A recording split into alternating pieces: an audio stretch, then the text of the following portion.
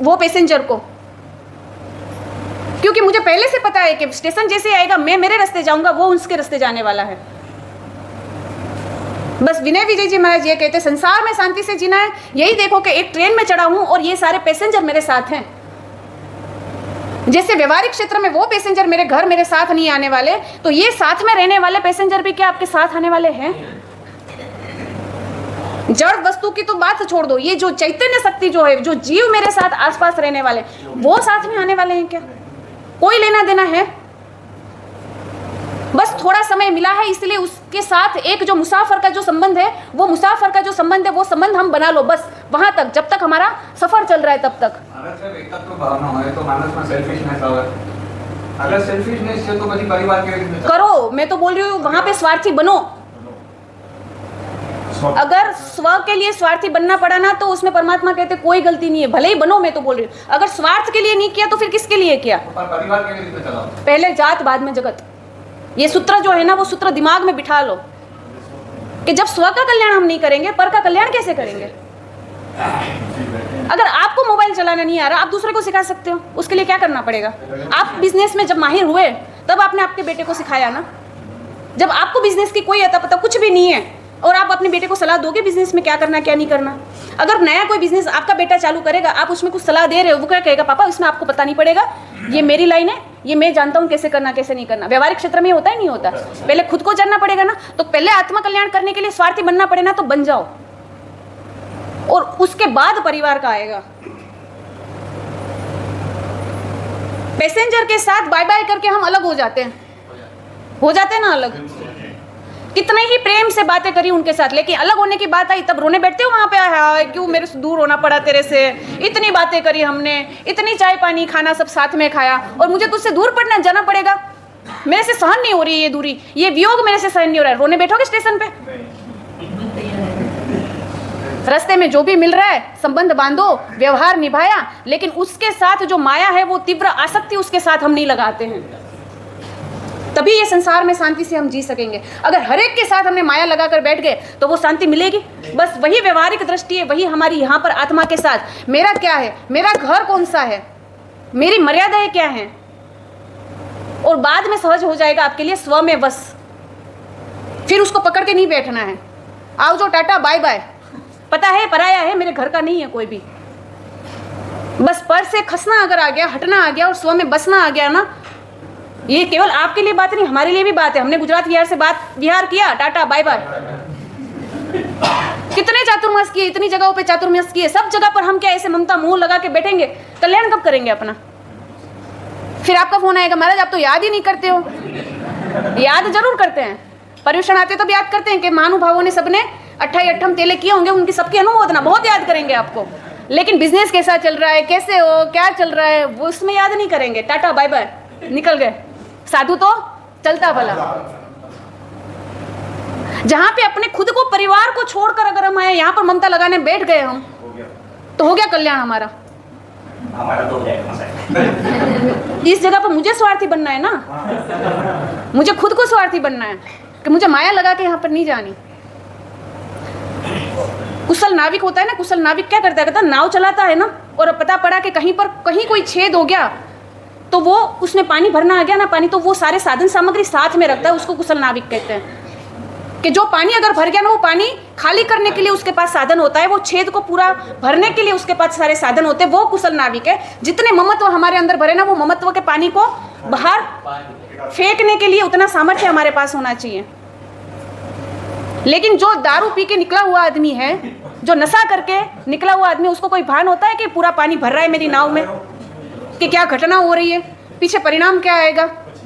जो नशे में है उसको पता पड़ता है। बस मोहनीय कर्म को मद्य की उपमा दी गई है, मदिरा की उपमा दी है कि मदिरापान जिन्होंने किया है वो उन्मत्त हो चुके हैं। वो जमीन पे जैसे तैसे, यहाँ पे यहाँ, वहां से वहां, धूल में, मिट्टी में, रास्ते में गिर रहे हैं। वो खुद के स्वभाव को भूल चुके हैं वो। बाकी रोज क्या वो ऐसा था? नहीं था। लेकिन जिस दिन उसने पान किया मदिरा का, उस दिन वो मूर्छित हो चुका है, वो उन्मादी हो चुका है। बस ये हम ऐसे ही ममत्व में उलझे हुए और ममत्व की एक मदिरा पान किए हुए हैं कि जहाँ पर हमें पता ही नहीं पड़ रहा है कि यहाँ से वहाँ, यहाँ से वहाँ, यहाँ पैसा आ रहा है वहाँ लुढ़को, वहाँ पैसा आ रहा है वहाँ लुढ़को। बस और वो चित्तवृत्ति जब हमको अशांत बना के जा रही है, वो हमें समझ नहीं आ रहा है कि मुझे अशांत बनाने वाला तत्व कौन है। एसी चालू करने के बाद भी मुझे ठंडक क्यों नहीं आ रही है? एसी में कचरा भरा हुआ है, उसको साफ कर पहले। पंखा हवा क्यों कम दे रहा है? अब ये पंखे के जो पंखुड़े वो उसमें मिट्टी बहुत जमी हुई है, उसको साफ करेंगे तब वो फुल हो जाएगा। 5 पे भी करने के बाद क्यों हवा नहीं दे रहा? बस हमने अपने स्वभाव दशा को भूल गए, अपने गुण को भूल गए हम। फिर हमारी अवस्था ऐसी होती है कि एक दारू पिया हुआ व्यक्ति की जैसी दशा है ना, वैसी हमारी दशा हो जाती है। और हम सब चूक गए, सब भूल गए, और एक गलत फहमी में हम जिए जा रहे हैं। वो सुवर्णों को जहां पे कसौटी पे अग्नि में डाल के जहां पे तेजस्वी बनाना है, जहां पे वहां की मिट्टी हटानी है, वो हम बिल्कुल भूल गए कि एक परमात्मा का प्रतिबिंब हमारी आत्मा में पड़ना चाहिए। और वो एकत्व को जहां जाओ वहां पर हम अकेले हैं, आए वो भी अकेले, गए वो भी अकेले। वो एकत्व भावना है। सारे मेरे पास जो व्यक्ति और पदार्थ दिख रहे हैं वो मेरे नहीं है, वो अन्यत्व भावना है। कोई भी आसक्ति का प्रसंग आया ना, तुरंत ही वो जागृति हमें लानी कि इसमें मेरा क्या, हकीकत में मेरा कह सकूं वैसा मेरा क्या, मेरा कौन, कि इसमें मूर्छित होने की जरूरत नहीं है। मुझे इतनी आसक्ति लाने की जरूरत नहीं। हम कई बार कहते हैं, पता है, कोई अच्छे समाचार आने वाले ना, ज्यादा खुश मत हो, नहीं तो फिर है ना पछताने की बारी आएगी। जब होगा ना तब देखा जाएगा। ज्यादा खुश मत हो, जब वो सपना टूट जाएगा ना तब क्या होगा? दुख होगा। हम व्यवहार क्षेत्र में ऐसे कहते हैं कि जब ये सब छूट जाएंगे ना हमसे, तब दुखी होने का अवसर आएगा। तो दुखी हो उसके पहले उससे आसक्ति क्यों जोड़े इतनी? अगर पराये को हमने घर सौंप दिया अपना, फिर वो घर पे हम घुस सकते हैं, अपना अधिकार जमा सकते हैं। विनय विजय जी महाराज यही कहते हैं कि पराये को जो अपने घर में घुसा नहीं सकते, हम पराये के घर में नहीं जा सकते। तो पर ऐसे पदार्थों में, पर ऐसे भाव में उसको अपनी आत्मा में घुसने क्यों दिया? बस ये आपने घुसने दिया ना, वही हमारी गलती हो गई। कि ये पेन पसंद है, नो डाउट मुझे ये पेन बहुत पसंद है। वो पेन लिखने में इतनी अच्छी, इतना पतला पॉइंट है, उससे अक्षर बहुत अच्छे निकल रहे हैं, वो यूज करो, यूज करने की कोई मना नहीं। लेकिन अगर कोई दूसरे ने मांगी या तो कोई ले गया वो पेन और फिर हम उस पेन के बाद हम रोने बैठे, ये आसक्ति है। वो आसक्ति नहीं होनी चाहिए। अगर पसंद आई, अगर कोई ले गया, कोई बात नहीं, ले जाओ, मैं दूसरी पेन से काम चला लूंगा। कि मैं कौन हूं, मेरा स्वरूप क्या है, कौन सा स्वरूप मुझे काम आने वाला है। और वो चिंतन जैसे ही प्रबल होता जाएगा ना, और आत्मा की तरफ हमारी जागृति जैसे जैसे बढ़ती जाएगी, फिर हम बोलेंगे कि हमें कहाँ जाना है, मोक्ष में जाना है, और वो मोक्ष मार्ग के ऊपर हमारा प्रयाण स्टार्ट होगा। अभी तक हमने प्रयाण चालू भी नहीं किया वो रास्ते पर, अभी शुरुआत भी नहीं करी हमने वहां पर मार्ग पर चलने के लिए। कि गौतम स्वामी को केवल ज्ञान देने वाले जो थी वो अन्यत्व भावना थी, वो मरुदेवा माता को भी केवल ज्ञान देने की शक्ति धराने वाली कौन सी भावना थी? अन्यत्व भावना थी। कि मरुदेवी माता का जीवन का प्रसंग हम सोच ले कि उनको प्राप्ति कब हुई केवल ज्ञान की? कि आदिनाथ भगवान तो संसार को छोड़ के निकल गए, लेकिन उनके ऊपर उनके वियोग के कारण और उनके प्रति अनन्य आसक्ति के कारण, वात्सल्य के कारण, ये हमेशा ये सोच रहे मेरा पुत्र क्या, मेरा बेटा क्या करता होगा, क्या खाना खा रहा होगा, कहाँ विचरण कर रहे होंगे, ऐसे जंगल में इनका कौन होगा। बस हमेशा ऋषभ ऋषभ, मेरा ऋषभ करते रहे। और मातृ वात्सल्य की जो एक पराकाष्ठा है ना, वो मरुदेवा माता में दिखती है। और मरुदेवा माता इतने करुण विलाप कर रहे हैं कि भरत और बाहुबली जो उनके पौत्र है ना, वो हर सब कुछ करने के लिए तैयार है उनके लिए। लेकिन माता मरुदेवा को कोई तत्व असर नहीं कर रहा है कि हम यहाँ पर क्या हो, जाओ मेरे ऋषभ की खबर लेके आओ, उनकी सेवा करो। कि वो कहाँ पर होंगे? बोले कि माँ सब कुछ अच्छा है, वो आराम से वो विहार कर रहे, विचरण कर रहे, उन्होंने संसार त्याग कर दिया, क्या अच्छा है, मैं यहाँ पे रो रही हूँ, मेरा ऋषभ, और तुम यहाँ पर खड़े हो, मेरे पास रुके हुए हो। और दिन के ऊपर दिन बीतते जा रहे हैं, महीने के ऊपर महीने पसार होते जा रहे हैं, सालों के साल हो गए, लेकिन मरुदेवा माता का जो रुदन है वो रुदन अटक नहीं रहा है।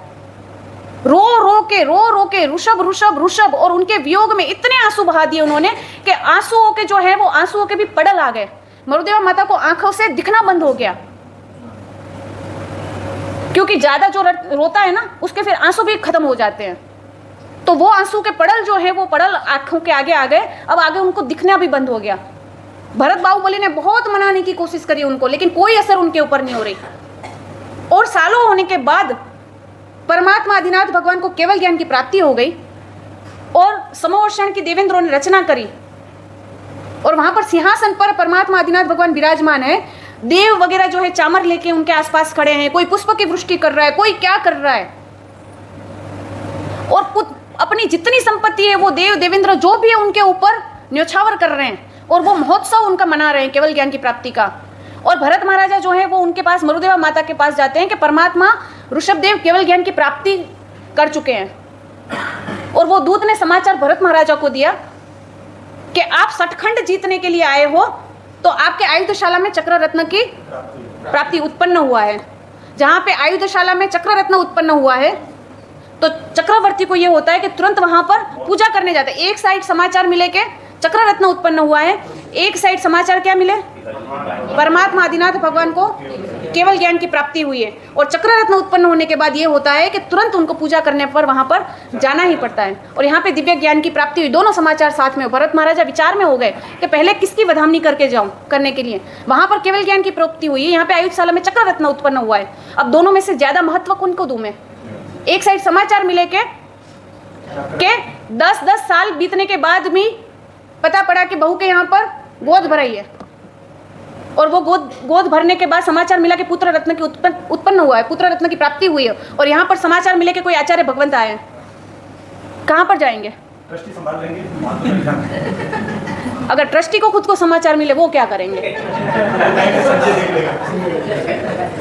भरत महाराजा ये सोच रहे हैं कि अगर ये संपत्ति और वैभव में अगर मैं डूब गया, आसक्त हुआ, तो वो मुझे भटकाने वाले होंगे, और